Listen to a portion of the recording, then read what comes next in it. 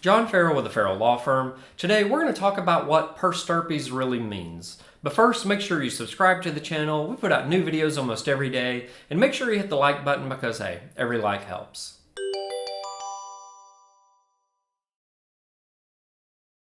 John Farrell with the Farrell Law Firm. To tell you a little bit about myself, I'm the author of Estate Planning for the Modern Family, and I was recently voted one of the top 3 lawyers here in Cobb County, Georgia, along with the law firm being voted one of the top 3 law firms here in Cobb County, Georgia.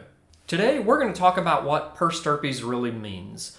Understanding legal terminology can be daunting, but it's crucial, especially when it comes to estate planning. One term that comes up a lot is the term per Stirpes. Now, per Stirpes translates from Latin to by roots or by branch.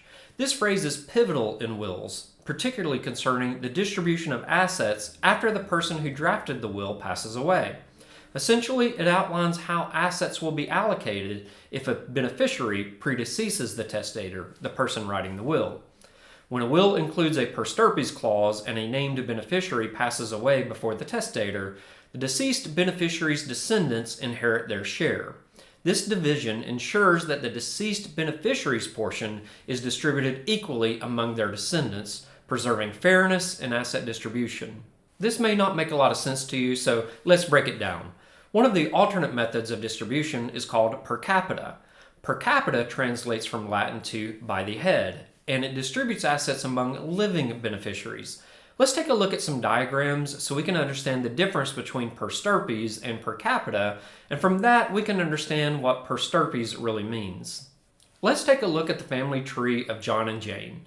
As you can see, John and Jane have 2 children named Michael and Michelle. Michael has 2 children named Harper and Alfredo. Michelle also has 2 children named Aaron and Thomas, who are twins.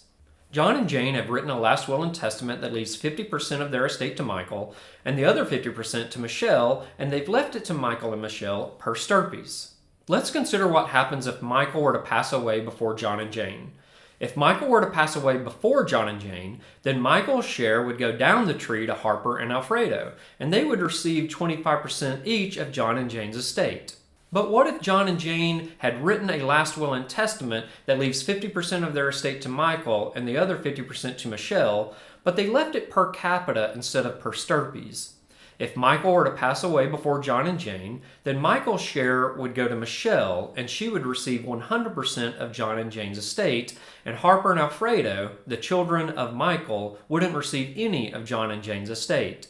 Now you can see what per Stirpes really means and how that differs from per capita. But before you click away, I want you to notice someone we haven't discussed during this explanation of how assets are distributed. We haven't mentioned Helene or Rufus, who are the in-laws of John and Jane, and that's because they aren't involved in the distribution of the assets of John and Jane. Incorporating per Stirpes into a will streamlines the estate planning process. By automatically addressing contingencies regarding predeceased beneficiaries, it reduces the need for frequent amendments to the will during the testator's lifetime. Additionally, it simplifies probate proceedings, saving time and costs associated with resolving distribution disputes. That's really all we have to talk about today. If you've watched our videos for any amount of time, then you know what we do is we help people plan their estates. To do that, we've created a book called Estate Planning for the Modern Family. You're going to want to get a copy of this book, so I'm putting a link in the description below so you can order it online. It will tell you all about wills, trusts, powers of attorney, and the probate process. It also comes with a bonus. The bonus is if you have trouble sleeping at night, you can read it and it will get you right to sleep, so make sure you read it in the morning. If you want to learn a little bit more about the firm or maybe schedule a free consultation for yourself, give us a call at 678-809-4922. That's 678-809-4922. I'm also putting a link in the description below so you can reach out to us to schedule that free consultation.